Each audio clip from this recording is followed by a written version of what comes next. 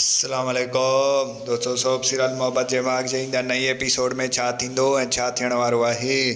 नई तफ़सीलात ॼाणण लाइ जेकर अव्हीं असांजे चैनल ते नवां आहियो त महिरबानी करे असांजे चैनल खे सब्सक्राइब कंदा, जीअं हर ईंदड़ नई ख़बर जल्द खां जल्द अवां ॿाहिरनि ताईं मुहैया थी सघे।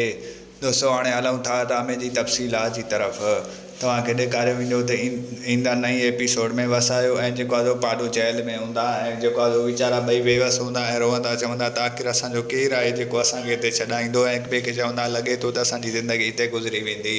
ऐं ॿिए तरफ़ वरी तव्हांखे ॿुधाईंदा हलूं त जेको आहे होॾां ॻोठाणा माण्हू ऑफिसर ॾे वेंदा। जीअं दोस्तों तव्हांखे ॿुधाईंदा हलूं त जेको आहे ऑफिसर खे मिनतूं कंदा, चवंदा त असांखे हिते केर बि नथो सुञाणे, तव्हां असांखे सुञाणो था, तव्हां असांजी मदद कयो ऐं असांजा जेके अमरा आहिनि उहे असांखे वापसि जेको आहे सो जेल खां कराए ॾियो। असां हमेशह लाइ हितां हलिया वेंदासीं, असां वरी वापसि हिते न ईंदासीं।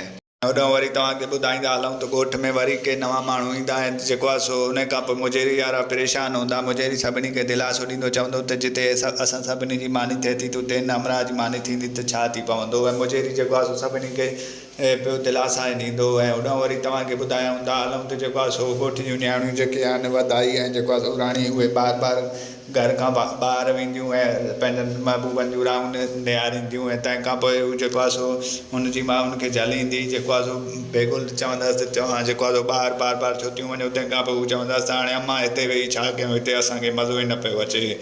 ऐं तव्हांखे ॿुधाईंदा हलूं त मोर वीचारो बि जेको आहे सो पंहिंजनि दोस्तनि खे ॻोल्हण में मसरूफ़ हूंदो। तमामु जल्द हुनखे पंहिंजा दोस्त मिली वेंदा।